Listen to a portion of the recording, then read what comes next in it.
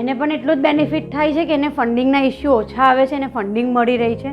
અને બીજી બાજુ જે ઇન્વેસ્ટર છે એને પણ એટલું જ બેનિફિટ થાય છે. એટલે કે આપણે જોઈએ તો અત્યારે બિઝનેસની કોઈ બાઉન્ડ્રી નથી રહી. આજે ટેકનોલોજીએ જે બિઝનેસની બાઉન્ડ્રીઝ હતી એ બધા જ ગેટવે ઓપન કરી નાખ્યા છે. એટલે કે અત્યારનો જે સમય છે એ ઇન્વેસ્ટમેન્ટ આઈડિયા કોન્સેપ્ટ પાછળ કરવાનો તો છે જ, પરંતુ એ કોન્સેપ્ટ ઇકો ફ્રેન્ડલી ઇકોસિસ્ટમ પણ હોવો જોઈએ. એવું નથી કે કોઈ પ્રોડક્ટ બેઝ બિઝનેસ હશે તો જ એ ડિજિટલાઇઝ કરી શકાશે. જેમ કે ઓનલાઈન શોપિંગ છે.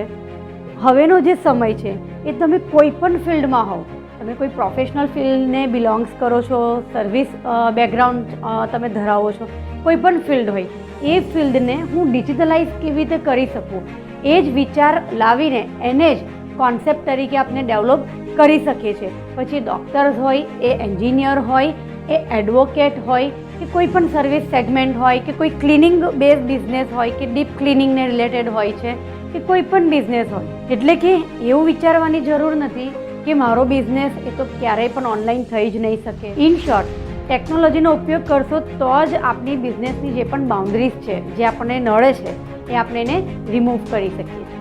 ઇન શોર્ટ, આ ટેકનોલોજીના સમયમાં ટેકનોલોજીનો ઉપયોગ કરવો ખૂબ જ જરૂરી છે અને ટેકનો સેવી થવું પણ એટલું જ જરૂરી છે. ઇન શોર્ટ, અત્યારે જે ટ્રાન્સફોર્મેશન સમય છે તો જેમાં દરેક વસ્તુ ચેન્જ થઈ ગઈ છે, દરેક વસ્તુ ડિજિટલાઇઝ થઈ ગઈ છે, દરેક વસ્તુ ટેકનોલોજી બેઝ થઈ ગઈ છે.